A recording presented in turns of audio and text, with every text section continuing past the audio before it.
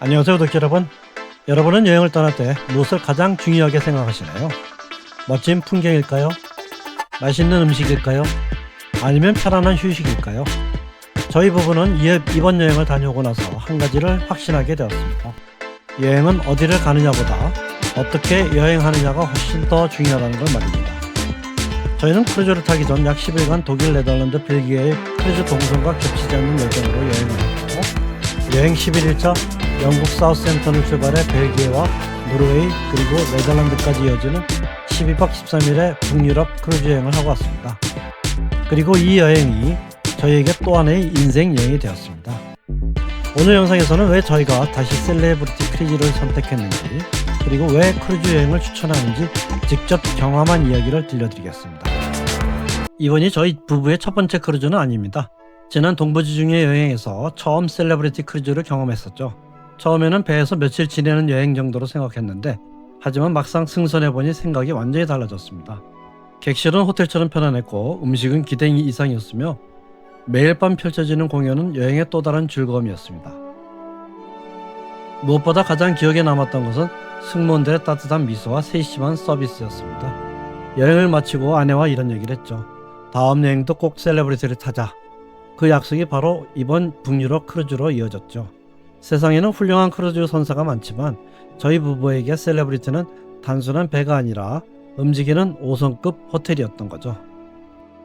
영국 사우스햄턴에서 셀레브리티 앞택스를 처음 마주한 순간, 지난 10일간 무거운 캐리어를 끌고 여러 나라를 오가는 기차역과 생소한 호텔을 찾는다고 이거리 저거리 헤매던 순간이 스쳐 지나갔습니다.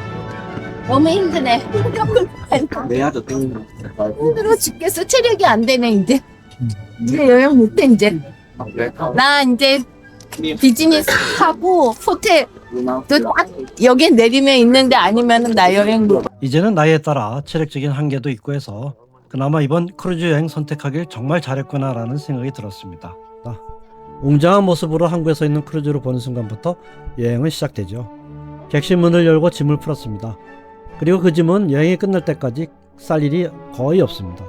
이것이 크루즈 여행의 가장 큰 매력이죠. 호텔을 옮겨 다닐 필요도 없고 무거운 캐리어를 끌고 기차역과 공항을 오갈 필요도 없습니다. 짐은 객실에 그대로 두고 우리는 가볍게 여행만 하면 됩니다. 아침에 눈을 뜨면 새로운 도시가 우리를 기다리고, 낮에는 기항지를 여행하고, 저녁이 되면 맛있는 식사와 공연으로 하루를 마무리합니다. 그리고 다음날 아침은 또 다른 장소에 도착해 있습니다. 이번 여행은 영국 사우스햄턴을 출발해 벨기에 브레에, 노르웨이 플럼, 북극권 통과 트롬세, 허닝스버그, 올레순, 울덴, 네덜란드 로테르담을 거쳐 다시 영국으로 돌아오는 여정이었습니다. 한번 짐을 풀고 세 나라를 여행하는 경험, 왜 많은 분들이 크루즈 여행을 선택하는지 충분히 이해할 수 있었던 여행이었습니다. 하지만 이번 여행의 진짜 감동은 지금부터였습니다. 사진으로만 보던 노르웨이 피오르드, 북극권을 통과하는 특별한 순간, 그리고 잊을 수 없는 기항지들이 저를 기다리고 있었죠. 눈앞에 펼쳐진 풍경은 정말 말이 나오지 않을 정도였습니다. 높은 산과 깊은 피오르드, 구름이 산허리를 감싸고, 사진으로 수없이 봤던 풍경이지만 직접 눈으로 보는 감동은 전혀 달랐습니다. 그래서 북유럽은 꼭 한번 직접 와봐야 하는 곳이라는 생각이 들었습니다. 플럼의 아름다운 피오르드, 북극권으로 향하는 설레는 항해, 그리고 북극권을 통과하는 순간 배 안에서 승객들과 승무원들이 함께 축하하는 작은 행사가 일어났습니다. 모두가 웃고 사진을 찍으며 그 특별한 순간을 함께 나누는 모습이 참 인상적이었습니다. 이런 경험은 크루즈 여행에서만 만나볼 수 있는 특별한 즐거움이었습니다.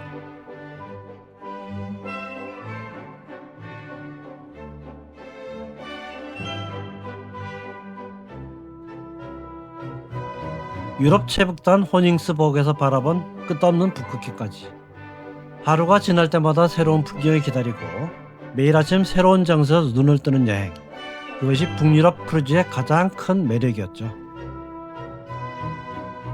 이번 여행에서 가장 잘한 선택을 하나 꼽으라면 저는 기항지 현지 투어를 적극 활용하는 것이라고 말씀드리고 싶습니다.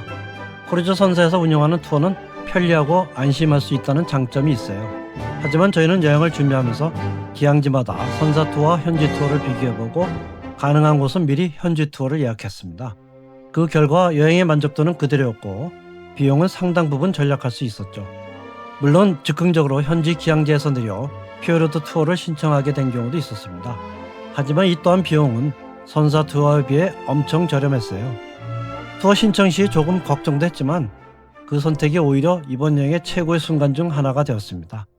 작은 배를 타고 대형 크루즈가 들어갈 수 없는 피오르드 안쪽까지 천천히 들어가는데 눈앞으로 펼쳐진 절벽과 폭포의 풍경은 정말 압도적이었습니다. 그 순간에는 카메라보다 제 눈에 더 오래 담고 싶었습니다. 이번 여행을 통해 느낀 것은 하나였습니다. 기항지 투어는 선사 투어와 현지 투어를 잘 비교해서 선택하면 여행 경비를 절약하면서도 더욱 특별한 경험을 할 수 있다는 것입니다. 저희도 그렇게 여행했고 그 선택에 정말 만족했습니다. 그리고 각 기항지에서 어떤 투어를 이용했고 어떻게 예약했는지는 다음 기항지 영상에서 하나씩 자세히 소개해드리겠습니다.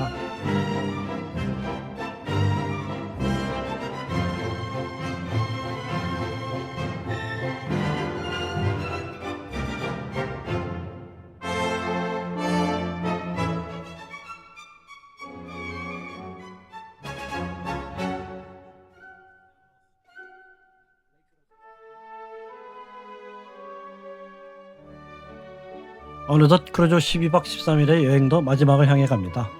마지막 기항지인 네덜란드 로테르담까지 둘러보고 다시 영국 사우스햄튼으로 돌아오는 길.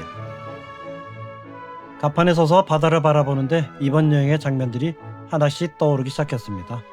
벨기에 브르예의 아름다운 운하, 폴롬의 웅장한 피오르드, 북극권을 통과하는 특별한 순간, 호닝스버그에서 바라보는 끝없는 북극해, 올레수전에서 만난 잊지 못할 피오르드, 올덴의 고요한 자연까지 로테르담의 멋진 건축물들, 나라와 풍경은 모두 달랐지만 한 가지는 처음부터 끝까지 변하지 않았습니다. 바로 여행이 참 편안했다는 것입니다. 매일 아침 눈을 뜨면 새로운 도시가 기다리고 짐은 객실에 그대로 둔 채 가볍게 여행을 떠납니다. 여행을 마치고 돌아오면 따뜻한 식사가 준비되어 있고 저녁에는 수준 높은 공연을 즐기며 하루를 마무리합니다. 이동하는 시간조차 휴식이 되는 여행.